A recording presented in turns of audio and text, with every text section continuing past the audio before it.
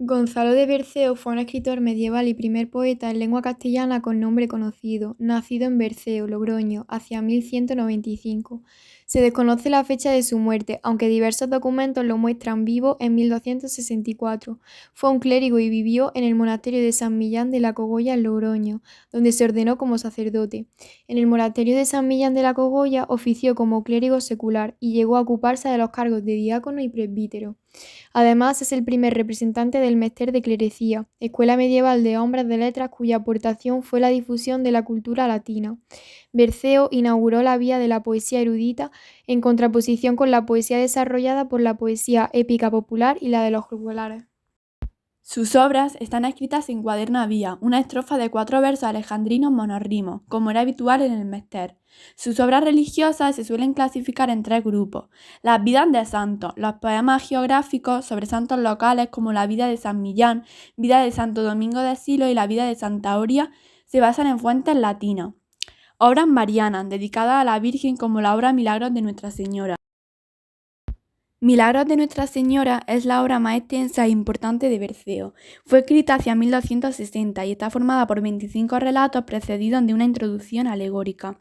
En ella, Berceo difunde en lengua romance e historias marianas escritas en latín, adaptando estos textos para que llegasen a un público más amplio y sencillo, sin preparación teológica. El tema es el mismo en todos los milagros, la Virgen, redentora de pecadores. La estructura también es igual, presentación del personaje con 2 rasgos comunes, pecador pero devoto de la Virgen. Castigo al personaje por sus pecados, la Virgen intercede por él y lo salva, y el narrador pide al público que alabe a María. Volviendo al tema, en el último grupo nos encontramos las obras de temática religiosa, más amplia, tipo doctrinal, que son menos importantes. Las 2 primeras siguen una idéntica estructura dividida en 3 partes.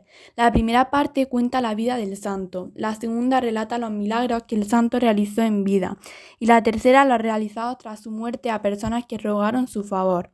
No hay duda de que, además de la finalidad moral del conjunto, las terceras partes obedecían al propósito de atraer peregrinos a los monasterios de San Millán de la Cogolla y de Santo Domingo de Silo, donde se hallaban enterrados los santos. El monasterio de Santo Domingo de Silo, donde profesó Gonzalo de Berceo, situado en la comarca de Arlanza, en la pequeña población de Santo Domingo de Silo. El monasterio benedictino del Santo Domingo de Silo tiene probablemente sus orígenes a finales del siglo IX o principios del siglo X. El claustro romántico de Silos es el centro de la vida de la comunidad monástica. Hacia él convergen y de él parten los otros edificios del monasterio y todas las actividades del monje. Al norte, la iglesia, donde se ora en común o en privado. Al este se encontraba en la Edad Media la sala capitular, que servía para las reuniones de la comunidad, y el scriptorium, donde se copiaban con paciencia y arte los manuscritos silenses. Al sur se hallaba la cocina y el comedor, en el primer nivel, y el dormitorio en el segundo. Al oeste estaba la hospedería, también de 2 pisos. El claustro es el lugar para la contemplación física, para pasear y para descansar. Por eso, el claustro, además de centro convergente por su ubicación en el monasterio, tenía que ser bello, adornado con las manos del artista, del arquitecto, del escultor y del jardinero. En Silos esto se ha logrado de una manera prodigiosa.